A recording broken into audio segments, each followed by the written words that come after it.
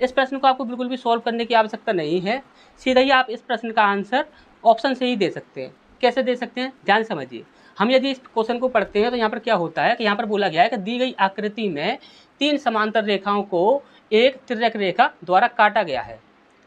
चिन्हित कोणों में से बड़े 2 कोण बराबर माप के हैं।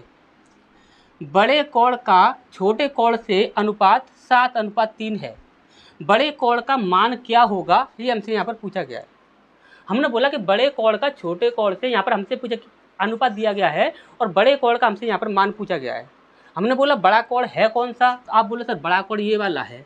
हमने बोला कि यदि बड़े कोण का रेशियो आपका 7 है तो हमने बोला 7 से सीधा डिवाइड करके देख लो, जो ऑप्शन आपका डिवाइड हो जाएगा वही आपका आंसर होगा, और जो ऑप्शन आपका डिवाइड नहीं होगा वह आपका कभी भी आंसर नहीं हो सकता।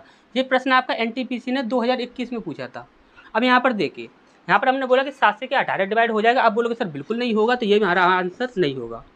हमने बोला क्या 7 से आपका 110 डिवाइड हो जाएगा, कभी भी नहीं होगा, तो ये भी हमारा आंसर नहीं होगा। हमने बोला कि 7 से आपका 90 डिवाइड होगा, बिल्कुल भी नहीं होगा, तो ये भी हमारा आंसर नहीं होगा। हमने बोला कि 7 से ये संख्या डिवाइड हो जाएगी, हमने बोला 7 एकम 7, कितना बचा 3 और 2 5 और 7 अट्ठे 56, यानी कि ये संख्या पूरी पूरी 7 से डिवाइड हो रही है, तो यही हमारा आंसर होगा और कोई भी हमारा आंसर नहीं हो सकता। आराम से चेक कर लेना, क्वेश्चन को सॉल्व कर लेना, जो भी आंसर निकलेगा आपका यही आंसर निकलेगा और कोई भी आंसर आपका नहीं निकल सकता। अच्छा, ये समझ आ गया होगा। नेक्स्ट क्वेश्चन की ओर बढ़ते हैं।